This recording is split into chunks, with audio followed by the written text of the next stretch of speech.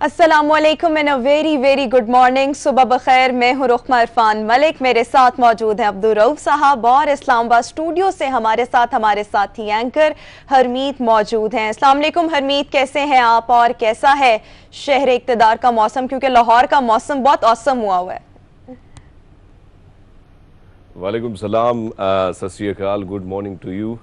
बात मौसम की हो रही है तो इस्लामाबाद में यकीन माने कल रात 1 बजे से ये काली घटाएं और ये जो सिलसिला शुरू हो चुका है, ठंडी ठार हवाएं अब भी चल रही है, सुबह से चल रही है और बारिश काफ़ी हो चुकी है, तो जिसकी वजह से आप इस्लामाबाद या रावलपिंडी का मौसम जो है ना वो वैसे भी मौसम हो चुका है, खुशगवार हो चुका है और ये सिलसिला बारिशों का जो है वो इतवार तक चलने का जो है वो इम्कान है। लेकिन इसके साथ साथ जो गर्मी ज़्यादा हो गई थी तो अब उसमें भी कमी देखने को मिलेगी। इसके साथ साथ जो रमज़ान का ये पहला हफ्ता है ये भी काफ़ी खुशगवार गुजरेगा, क्योंकि जब मौसम इस किस्म का हो तो थोड़ा सा रिलैक्सेशन वैसे भी मिल जाती है। और लाहौर की बात करें तो लाहौर में तो जब मैं आया था तो मसला ये था कि फरवरी के महीने में भी वहाँ पे मतलब गर्मी थी, मतलब इस किस्म के हालात है। तो लाहौर में तो गर्मी बड़ी ज़्यादा पड़ती है, लेकिन इस्लामाबाद में चूँकि ये है कि मरी बिल्कुल हमारे पास ही है, तो वहाँ अक्सर अगर बारिश वहाँ पे भी हो जाए तो हवाओं का जो रुख है वो इस्लामाबाद की तरफ हो जाता है, तो इसलिए यहाँ का मौसम जो है वो किसी भी वक्त बदल सकता है। बिल्कुल जी, टाइम ज़ाया नहीं करते। टॉप स्टोरीज पे आज की टॉप अजीज रहमान साहब प्रोफेसर हैं, सीनियर डॉक्टर हैं, पाकिस्तान के नामवर डॉक्टरों में से शुमार होता है इनका। इनसे बात करेंगे मुख्तलिफ हवालों से, मुख्तलिफ अमराज के हवाले से और ख़ास तौर पर डायबिटीज़ के हवाले से। डायबिटीज़ बहुत बढ़ गई है, उसमें रोज़े में ख़ास तौर पर क्या एहतियात करें इस बारे में बात होगी। लेकिन और क्या है, सबसे पहले हम डायबिटीज़ पर ही बात करेंगे, किस तरह से अर्ली डिटेक्शन की जा सकती है, मैनेज किस तरह से किया जा सकता है, क्योंकि डायबिटीज़ आजकल बहुत ज़्यादा कॉमन है। उसके बाद हमारे पास 2 नातख्वाह मौजूद होंगे, उनसे हम नातें सुनेंगे। फिर गुज़िश्ता रोज़ पाकिस्तान के नामवर डायरेक्टर, नामवर प्रोड्यूसर एस सुलेमान साहब इंतकाल कर गए, वो थोड़ा सा हम डिस्कस करेंगे। फिर हमारे पास फीचर फिल्म होगी टॉप गन 2, उसका हम आपको ट्रेलर भी दिखाएंगे। मैच पर भी बात होगी, कल बड़ा जबरदस्त किस्म का मैच रहा, पाकिस्तान ने जनूबी अफ्रीका को 9 विकेट से शिकस्त दी, तो इस पर हम बात करेंगे। इरफान जहीर हमारे साथ मौजूद होंगे और डेरा बुक्टी से हमारे पास एक पैकेज होगा, हम वो आपको पैकेज भी दिखाएंगे। और एंड पर जो कल का दिन था उसमें बड़ी डेवलपमेंट्स हुई हैं, बहुत डेवलपमेंट हुई है तरीके लब्बैक पाकिस्तान के हवाले से, वो भी बात करेंगे। लेकिन बगैर रुकावट के डॉक्टर साहब की तरफ। अस्सलाम वालेकुम डॉक्टर साहब। सर, डायबिटीज़ बहुत बढ़ गई है, मतलब ज़्यादा, इसके बारे में जितनी बात करें वो कम है और अक्सर औकात ये होता है कि लोग परवाह भी नहीं करते। मैंने देखा है कि मेरे अपने रिश्तेदारों में बहुत से लोग ऐसे हैं जो कहते हैं कि ये मेरा A1C तो 6.9 है, लेकिन मैंने दवाई नहीं खानी, मैंने एक्सरसाइज से कम करना है। ये ज़रा इसके बारे में भी बता दें, ये डायबिटीज़ को समझना क्या है, किस तरीके से जानना है, कितनी ख़तरनाक है, कितना मूजी मरज़ है और क्या बग़ैर दवाइयों के ये ठीक हो सकता है या मतलब। शुक्रिया। ये जो आपने मिसाल दी है, कोई साहब जिनकी A1C 6.9 है और वो दवाई के बगैर इसको कंट्रोल करना चाहते हैं, तो ये तो यकीनन मुमकिन है। 6.9 अगरचे एबनॉर्मल है, ज़्यादा है और डायबिटीज़ की रेंज में आती है, लेकिन इस लेवल के ऊपर दवाई के बगैर भी कंट्रोल की जा सकती है, लेकिन प्रोवाइडर वो दवाई के बगैर वो चीज़ें वो करे। और उसमें जो सबसे ज़रूरी है वो एक तो अपनी खुराक में जो मीठी चीज़ें और जो दूसरी कार्बोहाइड्रेट्स नशास्ता वाली चीज़ें वो सारी की सारी कम करे और साथ ही रेगुलरली एक्सरसाइज करे, तकरीबन 40-45 मिनट। तो ये बहुत ज़रूरी है, लेकिन बहुत कम लोग ये कर पाते हैं। अगर हम अद्वियात का इस्तेमाल करें तब भी ये चीज़ें ज़रूरी हैं। अद्वियात का इस्तेमाल इन दोनों चीज़ों के अलावा होता है। बिल्कुल।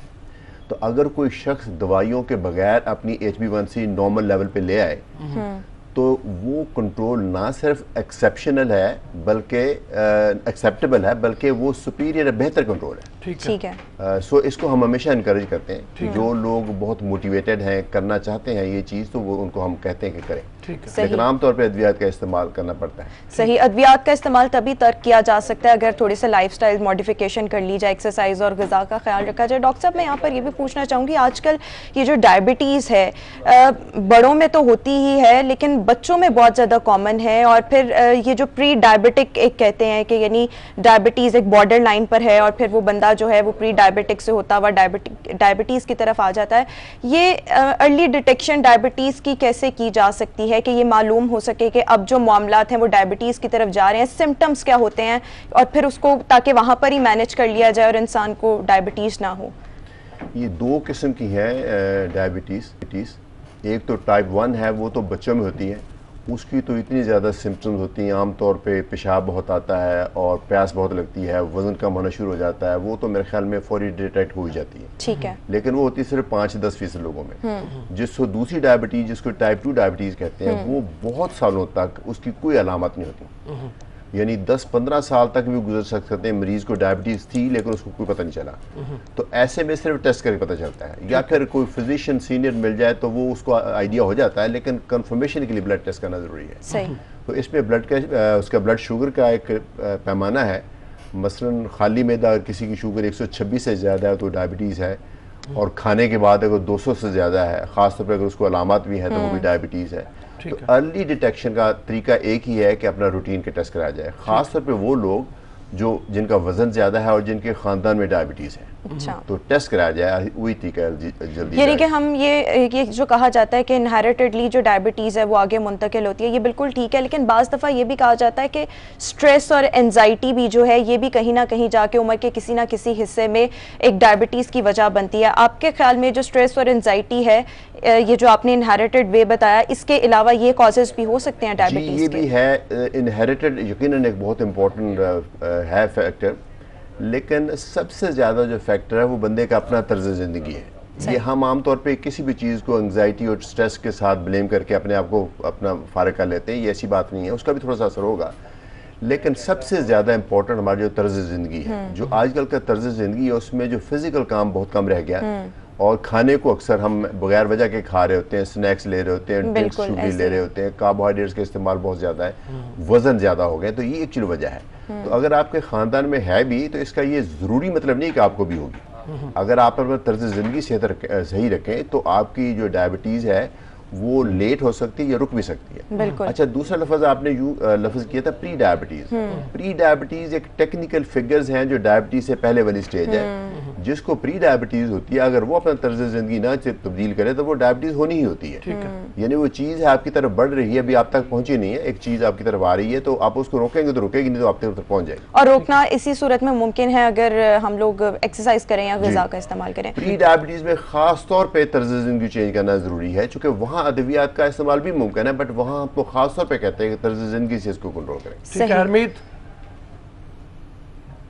हाँ डॉक्टर साहब, वैसे चलो जो लोगों में जिनको शिकायत है या उनको शुगर है वो तो ऑलरेडी आपने जिस तरह बात की, लेकिन जिन लोगों को शुगर नहीं है लेकिन जो एज अगर हम उसका तयन करें, कौन सी स्टेज होती है एज की जहाँ पे इसका ज़्यादा जो है वो ये मर्ज लाहक आपको हो सकती है, तो फिर उस एज में किन किन चीज़ों का ख्याल रखना चाहिए जिनको शुगर नहीं है बल्कि वो एक स्टेज तक पहुँच जाते हैं और इसका ख़तरा बढ़ भी सकता है, तो कौन सी वो स्टेज है सर? जो टाइप 2 डायबिटीज़ है वो आमतौर पे 40 साल की उम्र में से बाद शुरू होती है, लेकिन टाइम के साथ ना सिर्फ डायबिटीज़ ज़्यादा कॉमन हो गई है बल्कि वो ज़्यादा जल्दी उम्र में आने शुरू हो गई है। अभी हम आजकल 30 साल के लड़कों को भी देख रहे हैं, 30 साल की लड़कियों को भी डायबिटीज़ देख रहे हैं, टाइप 2 जिसको बोलते हैं। और जो परहेज़ है मेरे ख्याल में जिस दिन समझ आ जाए, इवन जो 10 साल का बच्चा है वो भी अगर उसी दिन से अपना ख्याल करना शुरू कर दे, अपनी लाइफ में एक्सरसाइज ऐड करे, खाने में परहेज करे, तो वो भी मेरे ख्याल में ज़्यादा जल्दी नहीं है। तो जितना जल्दी आप एक्शन लेंगे उतने ज़्यादा बेहतर उसके रिजल्ट्स आएंगे। सही। और ये मतलब ये जो आपने कहा कि ये 30 साल के नौजवानों में, बच्चियों में आजकल डायबिटीज़ बहुत ज़्यादा कॉमन है, इसकी जो एक्चुअल वजह है वो यही है कि हमारा लाइफस्टाइल नहीं ठीक है, इसका इनहेरिटेंस से कोई ताल्लुक नहीं है? जी, इनहेरिटेंस नहीं चेंज हुई ना पिछले 20-30 साल में, लेकिन हमारा तर्ज ज़िंदगी बहुत बदल गया। सही। यहाँ पर मैं आपसे ये भी पूछना चाहूँगी, जैसे कि आजकल रमज़ान चल रहा है, बहुत सारे जो डायबिटिक पेशेंट्स होते हैं वो रोज़ा रखना चाहते हैं, तो वो किस तरह से रोज़ा रखें ताकि जो उनके ब्लड शुगर लेवल हैं वो रोज़े के दौरान भी मेंटेन रहें, क्योंकि हाइपोग्लाइसीमिया ना हो, ब्लड शुगर लेवल एकदम डाउन ना कर जाए। जब वो ज़ाहिर बात है तवील अरसे तक खाएंगे नहीं तो ये खदशा होता है कि हाइपोग्लाइसीमिया हो जाए, तो किस तरह से रोज़ा रखा जाए? इसकी गाइडलाइंस होती हैं। मैं Pakistan society of internal medicine का सीनियर वाइस प्रेसिडेंट हूँ। हमने भी इसकी डायबिटीज़ गाइडलाइन इशू की है रोज़ों में। इसमें ज़्यादातर जो डायबिटीज़ के मरीज़ हैं वो रोज़ा रख सकते हैं सेफली, ठीक सही। लेकिन बेहतर ये होगा अगर वो अपने डॉक्टर से रोज़ों से 10-15 दिन पहले मिल लें, अगर पहले नहीं मिले तो अब मिल लें, क्योंकि दो तरह के अद्वियात हैं। कुछ अद्वियात शुगर की हैं जो कि ज़्यादा शुगर लो नहीं करती, बेशक 15-20 घंटे आपने कुछ ना खाया, वो रोज़ों में सेफ होती हैं। कुछ अद्वियात ऐसी हैं अगर 5-6 घंटे से ज़्यादा फाका करें तो आपकी शुगर डेंजरसली लो हो सकती है, तो आपका जो डॉक्टर वो इसको गाइड करेगा। प्लस जो डायबिटीज़ के वो मरीज जिनको फर्दर कॉम्प्लिकेशन हो चुकी, जिनके गुर्दे फेल हो चुके हैं, जिगर अफेक्टेड है या हार्ट अटैक हुआ जो स्ट्रोक, वो नहीं रख सकते। जिनको दिन में 4-4 टीके लगते हैं इंसुलिन के, वो नहीं रख सकते। लेकिन ज़्यादातर लोग जो टाइप 2 डायबिटीज़ के हैं, जो मेडिसिन के ऊपर हैं, अपने डॉक्टर एडवाइस के साथ बहुत ही सेफली रोज़ा रख सकते हैं। ठीक है, सेफली यानी ये इंसुलिन पे जो खास तौर पे डिपेंडेंट होते हैं आजकल खास तौर पे, वो उनका ज़्यादा चांस होता है कि वो उनका गिरेगा शुगर लेवल बहुत ज़्यादा 4-5 घंटे के अंदर, तो उनके लिए मतलब फिर क्या है? उनके लिए भी यकीनन रोज़ा रखना पॉसिबल है। खासतौर जो टाइप 2 डायबिटीज़ वाले पेशेंट हैं उनको इंसुलिन भी हम वो देते हैं, वो जो एकदम से लो नहीं करती, उनका बेजल इंसुलिन कहते हैं, वो लगती दिन में एक दफ़ा। हम आमतौर पर टिपिकली रात को या अफ्तारी वक्त लगाते हैं, तो सारा दिन उसका असर हल्का हल्का रहता है और इस तरह से एडजस्ट करते हैं कि शुगर ज़्यादा ना लो हो। तो इंसुलिन लगाने वाले लोग भी रोज़ा रख सकते हैं खरीद के साथ, अगर वो अपने डॉक्टर से मशवरा कर लें। जो इंसुलिन की दूसरी किस्म है जो लगती है दिन में 2-3 दफ़ा, वो तेज़ी से लो करती है, वो नहीं मुनासिब रोज़ों में, या सहरी में थोड़ी मिकदार में। मेरे ख्याल में ज़्यादा ये डॉक्टर बता सकता हूँ अपने इंडिविजुअल मरीज को। जी हरमीत। जी डॉक्टर साहब, अमूमन बल्कि हम देखते हैं कि कुछ ऐसे केसेस भी सामने आते हैं जिसमें अक्सर हम देखते हैं कि वालिदैन को शुगर नहीं है, लेकिन अक्सर छोटे जो बच्चे हैं उनको शुगर होता है। एक तो ये बताएं कि इसकी क्या वजह है, और क्या इन बच्चों में जो ये शुगर होता है, क्या ये किसी स्टेज पर, खास स्टेज पर पहुंच के, एज के किसी स्टेज पर पहुंच के, क्या ये रिकवर हो सकता है? नहीं, जो बच्चों वाली डायबिटीज़ है ना, उसका वैसे उसमें इतना मरूसी असर नहीं होता। सही। उसकी अगरचे पूरी तरह से समझ नहीं आई जो मैं पब्लिक को बता सकूं, उसकी टेक्निकल वजह किसी इन्फेक्शन से, वो हमारा ऑटोइम्यून सिस्टम जो है, वो हमारे जो बीटा सेल्स हैं जो इंसुलिन बनाते हैं उसको तबाह कर देते हैं। आम तौर पे जो टाइप 1 डायबिटीज़ है ये ख़त्म नहीं होती, अगरचे इसमें नई रिसर्च के मुताबिक वो पेंक्रियाज ट्रांसप्लांट होने का भी रिसर्च हो रही है, वो कुछ लोगों में कामयाब हो जाता है, लेकिन टाइप 1 तो हमेशा रहती है। टाइप 2 भी शुरू में अगर आप इसके ऊपर तर्ज ज़िंदगी चेंज कर लें, वज़न कम कर लें, तो इसको बोलते हैं रिवर्स हो जाती है, लेकिन ये एक किस्म का दीवार के पार ही खड़ी होती है, यूं ही अपना तर्ज ज़िंदगी दोबारा अपना खराब करेंगे, वापस आ जाएगी। यानी कि मैनेज और कंट्रोल किया जा सकता है, लेकिन डायबिटीज़ अभी तक कोई भी ऐसी चीज़ नहीं आई जिससे इसको बिल्कुल ख़त्म किया जा सके। डॉक्टर साहब हमारे साथ ही मौजूद हैं, बहुत ज़्यादा मुफीद मशवरे भी दे रहे हैं। अभी हम एक ब्रेक के बाद जब दोबारा हाजिर होंगे तो डॉक्टर साहब हमारे साथ ही मौजूद होंगे। Good morning public. स्ट्रेस और एंजाइटी पर भी बात करेंगे क्योंकि बहुत से लोग ये कहते हैं कि स्ट्रेस और एंजाइटी में जो मेडिसिन ली जाती हैं उससे वेट गेन होता है, इस पर भी बात करेंगे। लेकिन ज़रा पहले डायबिटीज़ वाला टॉपिक हम कंप्लीट कर लें। डॉक्टर साहब, इंसुलिन जो लगाई जाती है, इंसुलिन डिपेंडेंट जो पेशेंट्स है डायबिटीज़ में, आज तक ये नहीं समझ आ सकी कि उन्होंने खाने से कितनी देर पहले इंसुलिन लगानी है ताकि उसका असर ठीक में हो। कुछ लोग कहते हैं खाने से आधा घंटा पहले लगानी है, और कुछ लोग खाना सामने रख कर इंसुलिन लगा रहे होते हैं, तो क्या सही तरीका है? इसमें जो इंसुलिन की कई किस्में हैं, जो बेजल इंसुलिन है उसका खाने से कोई तअल्लुक है ही नहीं। वो हम कहते हैं जो भी आपको कन्वीनियंट टाइम है, वो रात के 8 बजे, सुबह के 7 बजे, खाने के टाइम शायद 10 बजे हो, 11 बजे, कोई उसका तअल्लुक है ही नहीं। वो होता है बेजल इंसुलिन, यानी ये जो 24 घंटे में एक दफा, 24 घंटे में एक लगती है, वो बेजल इंसुलिन, उसका खाने के साथ कोई तअल्लुक नहीं। ठीक है। जो हमारी ट्रेडिशनल इंसुलिन है, ह्यूमन इंसुलिन जिनको बोलते हैं, वो असूली तौर पे खाने से आधा घंटा पहले लगना चाहिए, क्योंकि वो हम जिल्द के नीचे जो फैट उसमें लगाते हैं, वहां से ब्लड में जाने के लिए उसको आधा घंटा चाहिए। ठीक है। अगर आप वो आधा घंटा नहीं देते तो इंसुलिन जो है वो लेट पहुंचेगी बॉडी में, ब्लड में, खाने का असर पहले आ जाएगा तो शुगर बढ़ जाएगी। ठीक है। सो वो इंसुलिन जो है वो खाने से आधा घंटा पहले लेते हैं। यानी जो दिन में 2 दफा इंसुलिन लगती है वो खाने से आधा घंटा पहले दिन में 2 या 3 दफा, ये ह्यूमन इंसुलिन जो है। हाँ।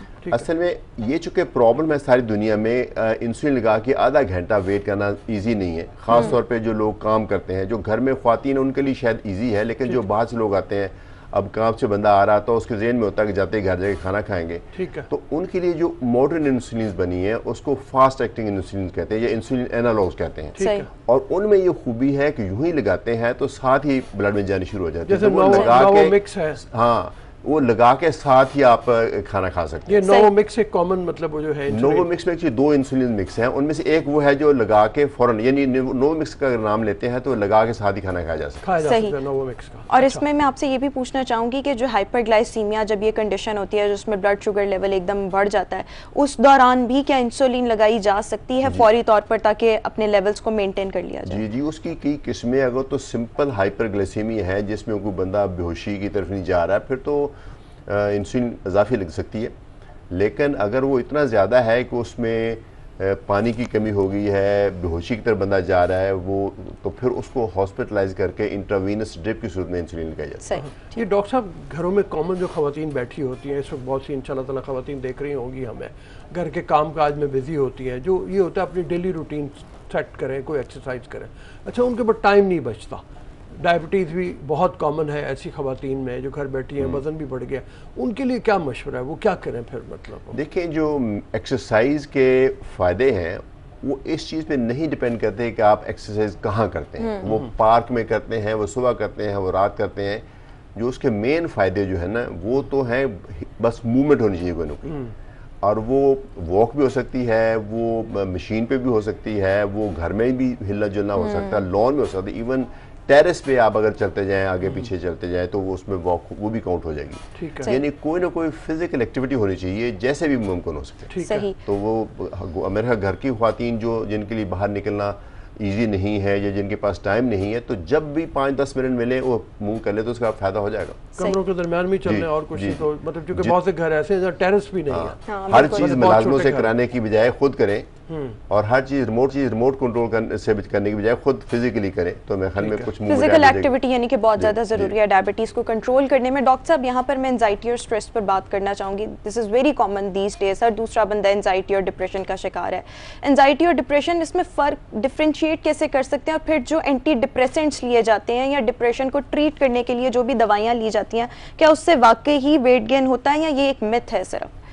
देखिए, एंग्जाइटी डिप्रेशन 2 मुख्तलिफ बीमारियां, दोनों नफ्सियाती हैं, और दोनों में मरीज़ को बहुत ज़्यादा तकलीफ होती है, सिम्टम बहुत होती हैं, और उसकी ज़िंदगी खासी हद तक और उसकी फैमिली की ज़िंदगी खासी हद तक अफेक्टेड होती है। लेकिन फिजिकली कुछ चेक करना जाए, उसका चीज़ें चेक करें, मुआयना करें, उसके टेस्ट करें, उसमें कुछ नहीं होता। तो इसको ये नहीं कहा जाता है कि इसको कुछ नहीं है, इसको फिजिकली नहीं है, बट नफ्सियाती मसला है बहुत बड़ा। जो एंग्जाइटी आपने बताई है, ये किसी हद तक तो एक बड़ी अच्छी चीज़ भी है। मसलन जैसे इम्तहानों में बच्चे 12-12 घंटे पढ़ते हैं, वो क्यों पढ़ते हैं कि उनको एंग्जाइटी हो रही थी कि नहीं पढ़ेंगे तो इम्तहान नहीं सही होगा। लेकिन जब बगैर वजह के वही सिम्टम हो जाए, हाथ कांपने शुरू हो जाए, नब्ज़ तेज शुरू हो जाए, पैल्पिटेशन शुरू हो जाए, पेट खराब होना शुरू हो जाए, तो फिर वो एंग्जाइटी एक बीमारी बन जाती है, तो फिर उसका इलाज ज़रूरी है। जो डिप्रेशन है, उसमें इंसान का जो मूड बहुत यानी लो हो जाता है, वो ज़िंदगी के तमाम चीज़ों में जो यूनिवर्सल प्लेजर्स हैं, जो हर चीज़ बंदा खाना हर बंदा पसंद करता है, वो भी उसके इंटरेस्ट जो ख़त्म हो जाते हैं, तो वो डिप्रेशन है। और दवाइयों से वेट गेन होता है? अक्सर दवाइयों से जी। जो डिप्रेशन की दवाई जब भी हम प्रिस्क्राइब करते हैं, तो मरीज़ का पहला कोशिश ये थी कि वो उसको अवॉइड करता है। पहले तो मरीज़ एंग्जाइटी और डिप्रेशन की तशखीस को ही डिनाई करता है, लेकिन जब उसको कन्विंस करके दवाई देते हैं, तो इन दवाइयों से असल में साइड इफेक्ट काफ़ी होते हैं। शुरू में उनको एक्सेप्ट करना मुश्किल होता है, फिर उसके साथ इफेक्ट आता है, लेकिन मोस्टली एंटी डिप्रेसेंट से एंग्जाइटी दवाइयों के साथ वज़न बढ़ता है। वो इसलिए कि जब उनकी तबीयत में थोड़ी सी आसूदगी आती है, तो वो खाना ज़्यादा खाते हैं, तो इसलिए वज़न बढ़ता है। अगर ऐसे पेशेंट को ये पहले से बता दिया जाए कि ये दवाइयों में ये पोटेंशियल है, और साथ में ये बताया जाए कि आपने खुराक कम रखनी है, एक्सरसाइज करनी है, तो फिर इन दवाइयों का नेट बेनिफिट ज़्यादा है। देखें, दवाई का हद का नुकसान कोई ना कोई तो होता ही है, लेकिन हमने ये देखना तो नेट फ़ायदा है कि नेट नुकसान है। तो डिप्रेशन की दवाइयाँ जो है नेट फ़ायदा बहुत देती हैं, ये उसकी डाउन साइड है कि उससे वेट बढ़ता है। जी हरमीत। अच्छा डॉक्टर साहब, उमूमन हमने देखा है कि जो हमारी अभी जो ख़वातीन बैठी हैं टेलीविज़न के सामने, या जो हमारी बच्चियाँ बहनें 30+ जब ख़वातीन हो जाती हैं, उनकी एज हो जाती है, तो वहाँ पे अगर वो डायबिटिक ना भी हो, लेकिन उनके टांगों में दर्द रहता है, उनको तकलीफ़ रहती है, तो इसकी क्या वजूहात है और क्या उनको क्या करना चाहिए कि इनसे वो बचे? आगे ज़ाहिर बात है कि एज बढ़ती है तो और तकलीफ़ें बढ़ जाती हैं। ये भी बहुत अच्छी ऑब्जर्वेशन आपकी। ये एग्जैक्टली इसकी पूरी तरह से हमारी मेडिकल कम्युनिटी को समझ नहीं आई, लेकिन ये बात एक फैक्ट है कि बहुत औरतों को इवन 30s में जिनके भी 1-2 बच्चे हैं और ज़्यादा बच्चे भी नहीं, पुराने ज़माने में 8-8 बच्चे होते थे, लोगों के दूध पिलाते थे, आज कल 2-2 बच्चों के बाद भी काफ़ी सारी औरतों को दर्दें वर्दें शुरू हो जाती हैं।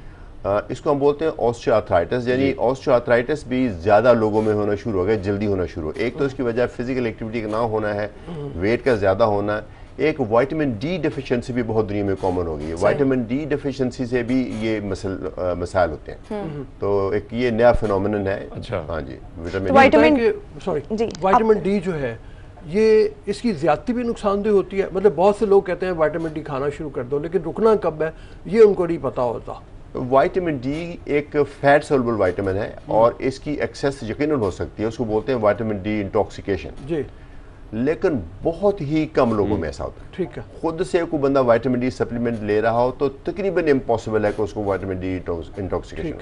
ठीक है, लेकिन अगर कोई डॉक्टर प्रिस्क्राइब कर रहा है तो एक सर्टेन लिमिट के बाद उसको बंद करना चाहिए।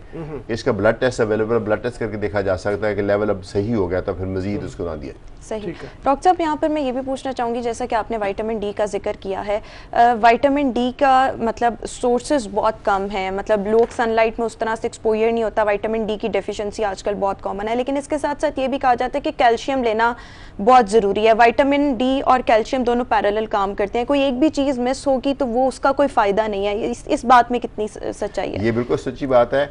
हमारे बॉडी में विटामिन डी के 2 मेजर सोर्सेस हैं। जो सबसे बड़ा सोर्स है वो सनलाइट है, और जो हमारी मॉडर्न लाइफ है उसमें अगेन सनलाइट को एक्सपोजर कम हो गया। ठीक है, और फिर जो औरतें घर से बाहर जब निकलती हैं तो पूरी बॉडी को कवर करके निकलती हैं, एक वो वजह भी है कि उसमें सनलाइट नहीं होती। लेकिन सनलाइट एक किस्म का एक नेचुरल और फ्री सोर्स है हमारा विटामिन डी का।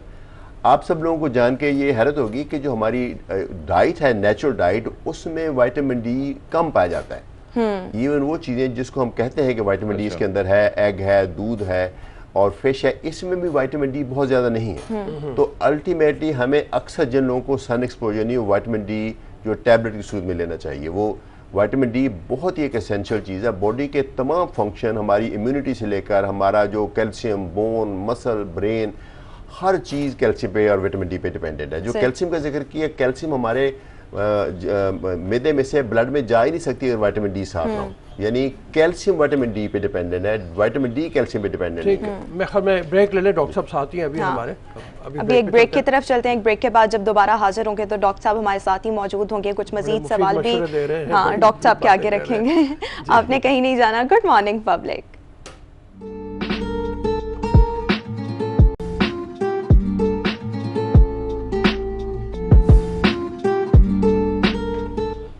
Welcome back and good morning public programme में एक बार फिर से आपको खुश आमदीद कहेंगे। डॉक्टर अजीजुर रहमान आज हमारे साथ स्टूडियोज में मौजूद हैं। ओवरऑल हम हेल्थ पर भी बात करें, बीमारियों पर भी बात करें, डायबिटीज़ पर भी बात हो रही है। डॉक्टर साहब मैं अब आपसे ये जानना चाहूँगी कि बहुत से जो डायबिटिक पेशेंट्स होते हैं, स्पेशली वो जिनको हाइपरग्लाइसीमिया का मसला होता है, ब्लड शुगर लेवल अक्सर हाई रहता है या BP हाई रहता है, हमने देखा है कि इवेंचुअली जितने भी डायबिटिक पेशेंट्स होते हैं उनमें किडनी डिजीज़ होते हैं या उनका कोई ज़ख्म ख़राब हो जाता है और वो फिर उनकी मौत की वजह बनता है। क्या ऐसी चीज़ें हैं जिनको वहाँ पर ही कंट्रोल कर लिया जाए कि किडनी डिजीज़ से बचा जा सके? फिर अगर आपकी कोई इंजरी वगैरह हो गई है उसको अच्छे से देख लिया जाए ताकि ये जो मामलात हैं मज़ीद ख़राब ना हो। एक तो ये बात है कि मैं ये वाज़ा करना चाहूँगा कि ये हर डायबिटीज़ में ज़रूरी नहीं कि किडनी का मसला होगा या पाँव में जख्म आएंगे। ये डिपेंड करता है आपकी शुगर कैसी अच्छी कंट्रोल है। अगर अच्छी कंट्रोल है तो आपको यही उम्मीद रखनी चाहिए कि आपकी ज़िंदगी एक बिल्कुल नॉर्मल इंसान की तरह हो। ठीक है ना। दूसरी बात यह है कि अगर किसी की शुगर नहीं कंट्रोल तो उसको अपनी शुगर कंट्रोल करनी चाहिए हर पॉसिबल तरीके से, एक्सरसाइज से, खुराक कंट्रोल करने से, मेडिकेशन से, अगर इंसुलिन की जरूरत हो उसके साथ, और पीरियडिकली अपनी शुगर चेक करनी चाहिए। हम हफ्ते में एटलीस्ट एक दफ़ा अपनी ग्लूकोज चेक करें, 2-3 महीने बाद वो A1C टेस्ट है तो वो कराए। लेकिन जो सबसे इम्पॉर्टेंट बात है, ये जो गुर्दों को डैमेज का वजह बनती है, जो खून की नालियाँ तंग होती हैं, इसमें डायबिटीज़ के अलावा और सारे आंसर्स हैं जो कि डायबिटीज़ के साथ साथ चल रहे होते हैं। ठीक है। मसलन अक्सर डायबिटीज़ वाले पेशेंट का कोलेस्ट्रॉल ज़्यादा होता है, उसका कंट्रोल भी ज़रूरी है। कई डायबिटिक पेशेंट का ब्लड प्रेशर ज़्यादा होता है, उनका कंट्रोल ज़रूरी होता है। कई ब्लड प्रेशर के मरीज साथ में सिगरेट पी रहे होते हैं, ये सारी चीज़ें मिल के जाके खून की नालियों को डैमेज करती है। अगर आप सिर्फ ग्लूकोज पे फोकस रखेंगे और कोलेस्ट्रॉल को और वेट को और स्मोकिंग को नहीं एड्रेस करेंगे तो फिर खून की नालियाँ तंग होंगी। सही। तो फिर ये गुर्दे डैमेज। ये रमज़ान में बहुत लोगों को मसला जो मसाइल हैं, एक तो उस हवाले से भी हमने बात की है, ये भी हुआ है। ये कोविड के हवाले से ज़रा बात कर लें, आपके पास बेशुमार केसेस आते होंगे। एक सवाल यही है कि जो डॉक्टर के पास प्राइवेटली आ रहे हैं, क्या वो सारे रिपोर्ट भी हो रहे हैं या नहीं हो रहे? मेरे ख्याल में वो भी है, लेकिन इसमें भी एहतियातें, ख़ासतौर पर डायबिटीज़ के अगर पेशेंट हैं, कोई ब्लड प्रेशर के पेशेंट हैं, उनके लिए और एहतियात क्या क्या ज़रूरी है? फिर यहाँ तक आपने बताया कितने नंबर आ रहे हैं और कितने में से काउंट हो रहे हैं, ये दुनिया में कोई भी सर्वे ले लें, ये कोई भी सर्वे तमाम पेशेंट्स को डिटेक्ट नहीं कर पाता। खास तौर पे जब कोरोना की बात करते हैं, इसमें 40% तो लोग वो होते हैं जिनके अंदर वायरस जाता है, उनको कोई एक भी सिम्टम नहीं आती, छींक तक नहीं आती। बाकी 40% ऐसे हैं जिनको बहुत हल्का सा नज़ला या खांसी या गला ख़राब होता है, वो नहीं पहचान पाते ये कोरोना है कि आम सीजनल फ्लू है। तो बाकी जो 20% है उनको सिम्टम ऐसी आती हैं जो कि आइडेंटिफाई होती हैं, और उनमें भी डिपेंड करे कितने रिपोर्ट करते हैं। ठीक है। सो यानी यूँ समझिए जितने काउंटिंग में आ रहे हैं एक्चुअल फिगरों से मेरे ख्याल में कम से कम भी 10 टाइम्स होगी। ठीक है। जहाँ तक तो लग आपने बताया कि रोज़े में कोरोना एक ऐसी बीमारी है जो काफ़ी तंग करती है जब आपके सिम्टम होती हैं। यानी बेसिकली पहले लंग्स को अफेक्ट करती है, उसके बाद फिर बाकी बॉडी के तमाम ऑर्गन्स को कर सकती है। तो लंग्स का काम है ऑक्सीजन देना। जब बंदे के लंग्स में निमोनिया हो जाए तो फिर मेरे ख्याल में ऐसे में तो यकीनन रोज़ा रखना सही नहीं है। ठीक है। और अगर डायबिटीज़ है, डायबिटीज़ पेशेंट में सारी इन्फेक्शन जो है थोड़ा सा मुश्किल से कंट्रोल होती हैं। तो यकीनन अगर बंदा किसको डायबिटीज़ है और उसकी डायबिटीज़ कंट्रोल भी नहीं है तो उसको कोरोना की ज़्यादा कॉम्प्लिकेशन का ख़तरा है। और जो अगर पहले नहीं कंट्रोल तो कोरोना की अद्वियात के साथ साथ डायबिटीज़ का बेहतर कंट्रोल किया जाए, वो यानी उसके डॉक्टर्स को गाइड करें। ठीक है। हरमीत, आप कोई सवाल करना चाहेंगे मजीद डॉक्टर साहब से? डॉक्टर साहब से ये पूछना चाहूँगा कि हमने हमेशा देखा है कि जो शुगर के पेशेंट जिनको शुगर हो जाता है वो इलाज कर जो डॉक्टर के पास जाने से भी कतराते हैं। एक तो हम ये भी देखते हैं कि जो देहाती इलाके हैं वहाँ पे पीर फकीर के जो सिस्टम है वहाँ पे ये भाई ये तवीज़ डाल दो तो इससे शुगर आपका कंट्रोल हो जाएगा। काफ़ी जो गुड़ है वो भी मैंने देखा है कि कई दम दरूद से उनको दिया जाता है कि इससे भी कंट्रोल हो जाएगा। उनको क्या कहेंगे सर, क्या इससे वाकई इलाज मुमकिन है? नहीं, बिल्कुल भी नहीं है, लेकिन आप क्या कहेंगे? हम तो साइंस में बिलीव करते हैं और साइंस के मुताबिक ही चलते हैं। किसी तवीज़ से या किसी उससे तो नहीं शुगर कंट्रोल हो सकती, किसी गुड़ से नहीं कंट्रोल हो सकती। अनफॉर्चुनेटली हमारी बहुत सारी पब्लिक जो एजुकेटेड नहीं है, जो जिनकी स्कूलिंग हुई भी है, उनको हेल्थ एजुकेशन नहीं मिली, यानी कॉन्सेप्ट बहुत गलत है। सही तरीका तो यही है कि जिसको भी डायबिटीज़ हुई है या होने का ख़तरा है वो अपने सही मुस्तनद मुआलिज से मिले और उसकी एडवाइस के मुताबिक चले। हम जो नेचुरल चीज़ें हैं उन पे बहुत बिलीव करते हैं, वहीं से दवाइयाँ निकलती हैं। तो यकीनन जो मेरे पास डायबिटीज़ का पेशेंट आएगा, मैं दवाई का जिक्र भी नहीं करूँगा जब तक मैं उसको ग़िज़ा के बारे में, एक्सरसाइज के बारे में, लाइफस्टाइल के बारे में ना बताऊँ, उसके बाद अद्वियात का इस्तेमाल शुरू होता है। बट फैक्ट ये है कि बहुत सारे लोगों को अद्वियात का इस्तेमाल करना चाहिए। और ये एक बड़ी अफसोसनाक बात है कि बहुत सारे जो सो कॉल्ड क्वैक्स हकीम हैं वो अंग्रेज़ी दवाइयाँ पुड़ियों में शामिल करके देते हैं। उसमें ख़तरा ये है कि उनको खुद को नहीं पता होता ये कौन सी दवाई है, कितनी है, उसके क्या असरात होंगे। हम जो दवाई देते हैं उसका हमें दवाई प्रिस्क्राइब करने से पहले से पता होता है कि इसके ये साइड इफ़ेक्ट हो सकते हैं। और हम अपनी विजिट पे, अगली विजिट पे पेशेंट को मॉनिटर करते हैं, टेस्ट करते हैं और देखते हैं कि उस दवाई का कुछ साइड इफेक्ट तो नहीं आ रहा। अगर आ रहा तो उसको चेंज करते हैं। इसमें थोड़ा सा ज़रा जिक्र कर ले होम्योपैथिक भी। बहुत से लोग जो है वो होम्योपैथिक जाके इलाज करा रहे होते हैं डायबिटीज़ का, अगर शुगर ही का करें, और वो दिन दिन बिगड़ता चला जाता है उनका। दुनिया जहान की साइंस, ऑस्ट्रेलिया हो गया, अमेरिका हो गया, यूके हो गया, जिन्होंने कह दिया है कि उनके साइंटिफिक जर्नल्स हैं कि होम्योपैथी का कोई फ़ायदा नहीं है।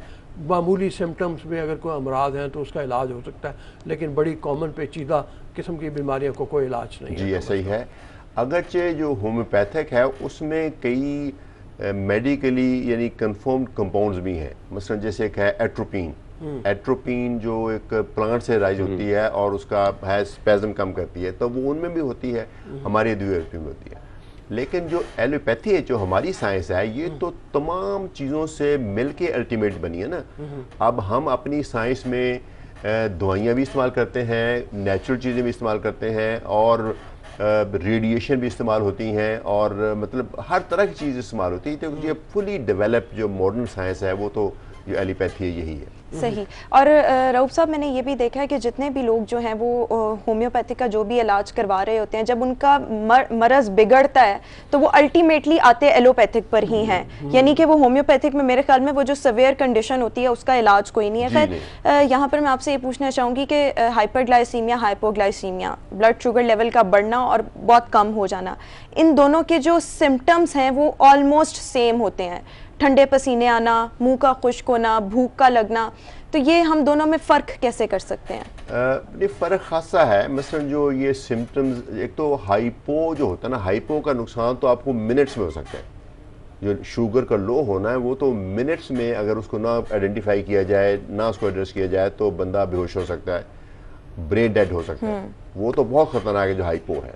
और जब भी हम ट्रीटमेंट प्लान करते हैं हमारा यही ज़हन में होता है कि हाइपो ना हो। जो हाइपर है उसकी आमतौर पे कोई इमीडिएट सिम्टम नहीं होती, वो तब होती है जब बहुत ही ज़्यादा हो और उसने इग्नोर किया हो, और उसमें आमतौर पे प्यास का ज़्यादा लगना, ब्लड प्रेशर का कम हो जाना, थोड़ी सी नींद गुनूदगी होना, ये इस तरह के सिम्टम्स हैं। तो ज़्यादातर प्रॉब्लम है हाइपो। इनफैक्ट जो आज की तारीख तक इतनी सारी अद्वियात होने के बावजूद शुगर को हम नॉर्मल नहीं कर पाते, हम उसको कंट्रोल करके ख़ास लेवल पर ले आते हैं। मसलन जो HbA1c है जो नॉर्मली 5000 या 6 से कम होना चाहिए, तो डायबिटीज़ में हम जब इसकी 7 तक भी ले आते हैं तो हम खुश हो जाते हैं। वो इसलिए मुमकिन नहीं, 5 या 6 पे लाना इसलिए मुमकिन नहीं है कि जब वहाँ तक एम करते हैं फिर हाइपोग्लाइसीमिया होनी शुरू हो जाती है। तो इसलिए हाइपोग्लाइसीमिया जो है वो एक बहुत बड़ी प्रॉब्लम है और वो हमारी ट्रीटमेंट में, एक आइडियल ट्रीटमेंट एक बहुत बड़ी रुकावट है। सही। सो बहुत सारी अद्वियात ऐसी हैं जो हाइपोग्लाइसीमिया नहीं करते, लेकिन वे ख़ास हद तक जाती हैं। जब हमें बहुत आइडियल कंट्रोल करना होता है तो फिर हमें वो अद्वियात इस्तेमाल करनी पड़ती है जैसे हाइपोज होते हैं, मसलन इंसुलिन। थोड़ा सा टाइम रह गया, बस ज़्यादा ज़्यादा लोगों को एक सेहतमंद ज़िंदगी का मशवरा दे दें कि क्या किया जाए कि आप एक सेहतमंद ज़िंदगी गुजारें, अपनी रूटीन क्या करें, अपने खाने का क्या ख्याल करें, बस हो जल्दी से। देखिए, जो मेरे ख्याल में ज़्यादातर बीमारियाँ हैं ना जिनको हम नॉन कम्युनिकेबल डिजीज़ कहते हैं, एक तो इन्फेक्शन होती हैं, वो तो अनफॉर्चुनेटली किसी को भी लग सकती है। जो नॉन कम्युनिकेबल डिजीज़ हैं जिसमें ब्लड प्रेशर है, डायबिटीज़ है, कोलेस्ट्रॉल है, यूरिक एसिड है, इन तमाम चीज़ों का ताल्लुक वज़न से। ठीक, थैंक यू। अगर आप वज़न कम कर लें तो इन तमाम चीज़ों से बचा जा सकता है, किया जा सकता है। बहुत बहुत शुक्रिया प्रोफेसर डॉक्टर अजीजुर रहमान, आज शो में हमारे साथ मौजूद थे। अभी प्रोग्राम में एक ब्रेक के बाद दोबारा हाजिर होंगे। Good morning public.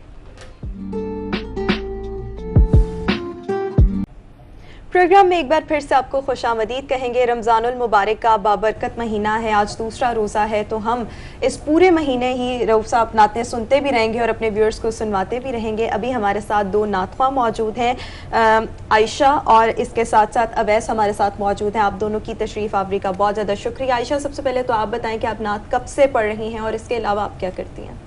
मैं तकरीबन बचपन से ही नात वगैरह पढ़ती हूँ और आपका बहुत शुक्रिया मुझे बुलाने के लिए। तो नात जो है बचपन से एक रुझान था और इसमें मेरा उस्ताद कोई नहीं है कि होता नहीं कि आपको कोई सिखाने वाला हो, आपको किसी ने सिखाया हो, खुद से जुनून पैदा हुआ, खुद से शौक़ पैदा हुआ। पहले बड़ी सिस्टर पढ़ती थी तो जब उसका जुनून ख़त्म हो गया फिर मेरा स्टार्ट हो गया। और उसके अलावा मैं एक प्रोड्यूसर हूँ, टीवी चैनल में काम करती हूँ, टीवी टुडे में। और पहले डॉक्टर नबीहा कोहिनूर में प्रोग्राम करती हूँ, उनका प्रोग्राम करवाती थी। पहले वो टीवी टुडे में थी, वो कोहिनूर पे चली गई हैं। तो अभी जो करंट है मैं टीवी टुडे में ही एज अ प्रोड्यूसर प्रैक्टिस वगैरह भी करती हूँ बाकायदा, मतलब इसके नात के लिए? जी, नात के हवाले से ऐसे है कि आप जब, मतलब कि मेरा ऐसे है कि जैसे मैंने एक नात सुन ली है तो अब सबसे पहले एक चीज़ होती है कि आपको वो अच्छी लगनी चाहिए। नातें तो शुक्र अल्हम्दुलिल्लाह सारी ही ठीक होती हैं, लेकिन कुछ ऐसी होती है आपकी दिल की गहराई पे जाके लग जाती है।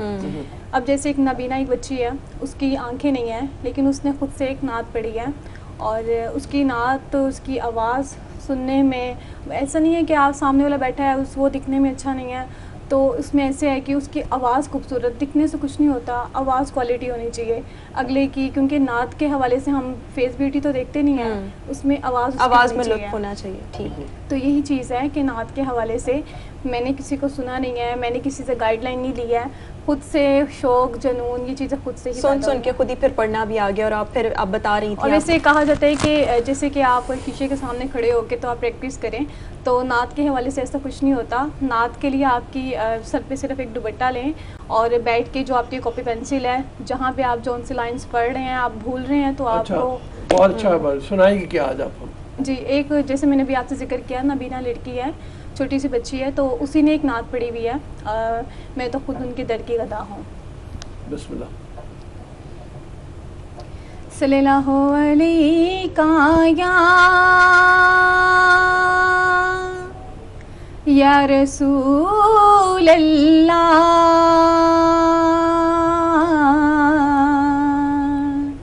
वसल्लम अलैका या हबीब अल्लाह। मैं तो खुद उन की दर की गदा हूँ, मैं तो खुद उन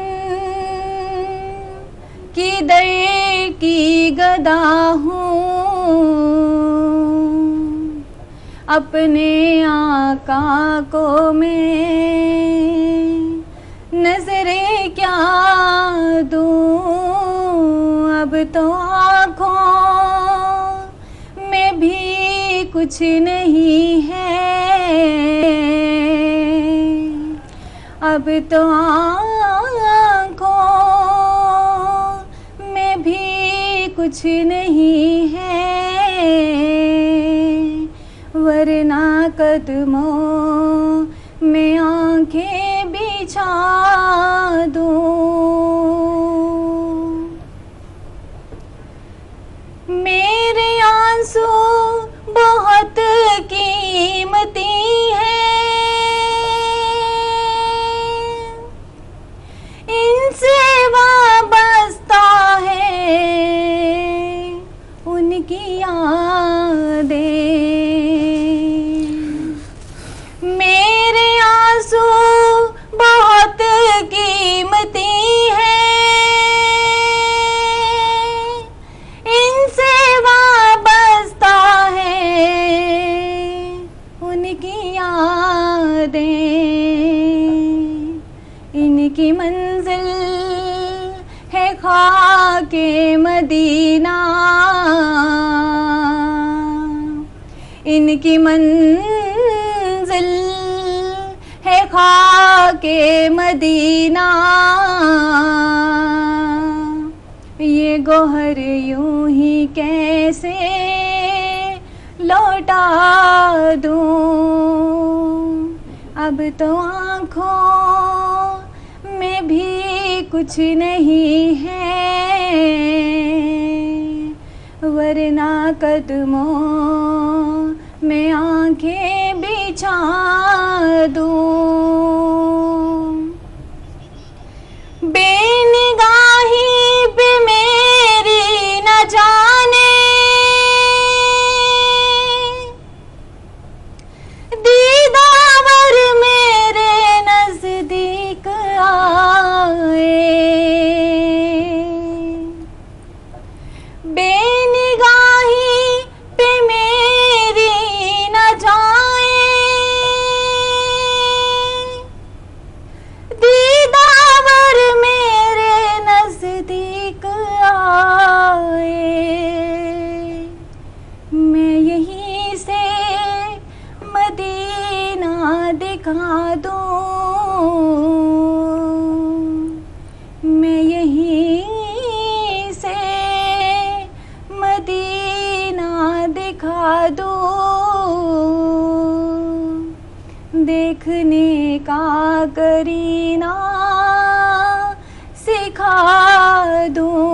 माशाल्लाह माशाल्लाह। अब तो आँखों में भी कुछ नहीं है, वरना कदमों में आँखें बिछा दूं। बहुत थैंक यू बेटा, थैंक यू बहुत बढ़िया। आप तो माशाल्लाह बहुत ज़्यादा अवार्ड याफ्ता हैं, कई अवार्ड जीते हुए हैं जी अल्हम्दुलिल्लाह। और मतलब कई जगह तकरीबात में नात भी पड़ी हुई है। तो मतलब आप क्या सुना रहे हैं हमें? मैं एक वासिफ अली वासिफ रहमतुल्लाह अलैह आपका कलाम, तो जिस तरह मैं पहले अर्ज़ कर रहा था कि 2017 में एक टीवी चैनल पे कुल पाकिस्तान मुकाबला में मैंने फ़र्स्ट प्राइज़ जीता, तो 18-19 में जो है वो मैं कराची से एक रमज़ान ट्रांसमिशन करता आया हूँ।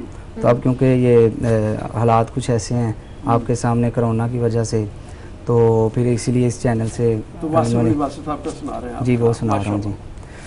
सल्लू अलैहि वालैहि, सल्लू अलैहि वालैहि, जिन्हें तेरा नक्शे कदम मिला,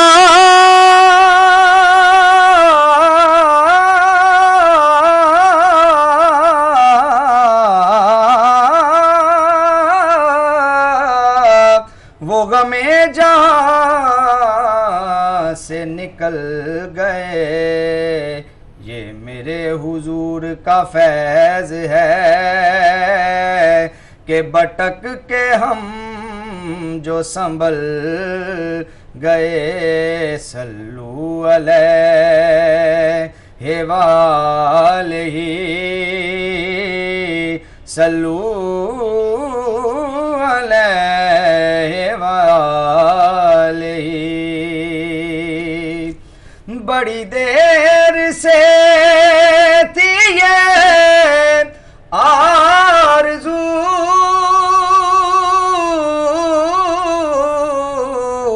कि तेरा आस्ताना हो रूबरू, मेरी जुस्तजू हुई सुरखरू, ये तेरी नजर का कमाल है। सल्लू अलैहि वालैहि, सल्लू अलैहि वालैहि। थे हजार सदियों के फासले,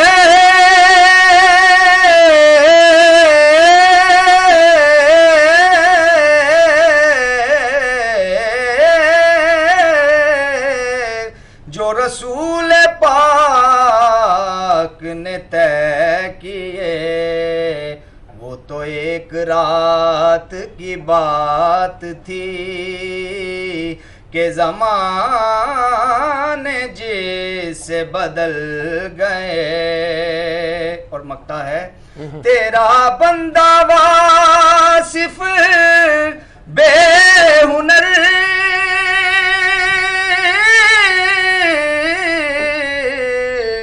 तेरे इश्क से हुआ बहरावर।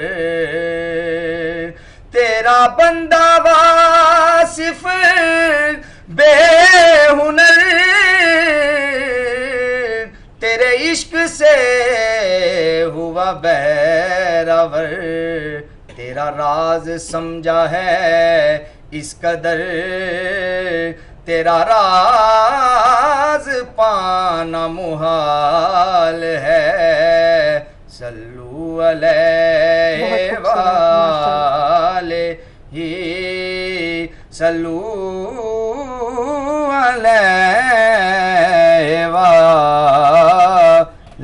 बहुत खूबसूरत, माशाल्लाह, बहुत खूबसूरत आपने नात पढ़ी है, बहुत खूबसूरत ये कलाम था। थैंक यू सो मच अवैर में शो में ज्वाइन किया। आयशा आपका भी बहुत शुक्रिया।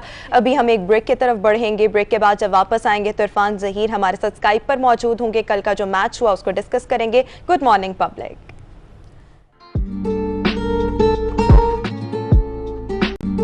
पर क्योंकि आजकल पाकिस्तान और साउथ अफ्रीका के दरमियान मैचेस चल रहे हैं, तो कल वाला जो मैच था, तीसरा T20 जो था, वो पाकिस्तान ने जनूबी अफ्रीका को 9 विकेट से शिकस्त दे दी। इरफान ज़हीर स्पोर्ट्स एनालिस्ट हमारे साथ मौजूद हैं।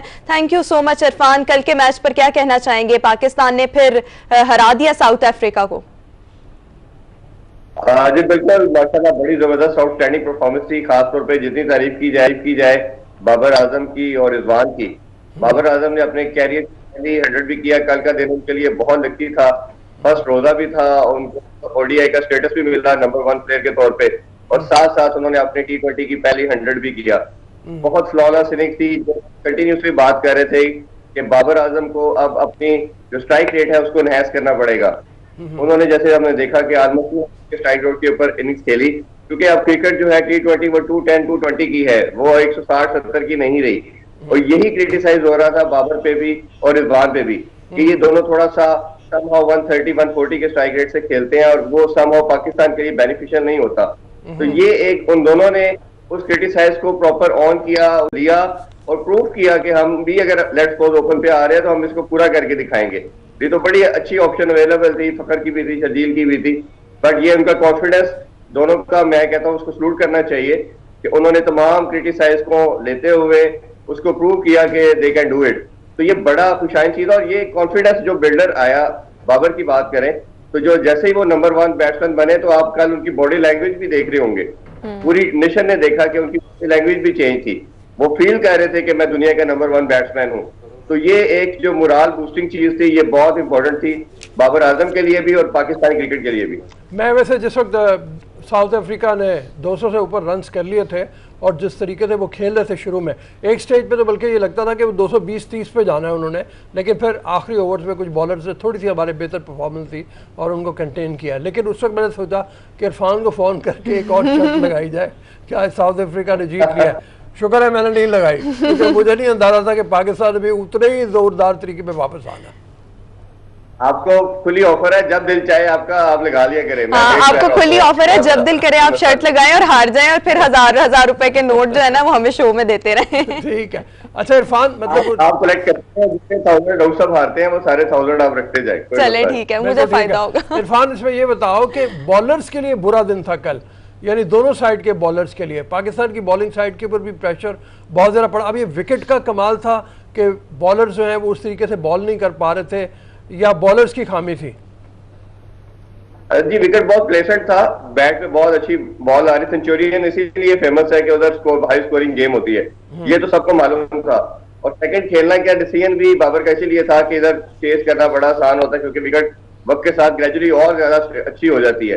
तो ये डिसीजन उस लिहाज से बड़ा अच्छा था। बाउंड्री छोटी थी, आउटफील्ड बहुत तेज थी, बट एक प्रॉब्लम पाकिस्तानी बॉलिंग के साथ चलता चला जा रहा है, खासतौर पे T20 की हमने जैसे बात की कि ये बॉलर बॉलिंग पर बात करेंगे। अभी हम यहाँ पर अपने जो A+ के नाजरीन हैं उनको शुक्रिया अदा करते हैं, जो पब्लिक न्यूज़ के नाजरीन हैं वो हमें पब्लिक न्यूज़ पर देख सकते हैं। A+ के नाजरीन का शुक्रिया और उनके लिए अल्लाह हाफिज। इरफान ज़हीर हमारे साथ मौजूद है। इरफान, आप बता रहे थे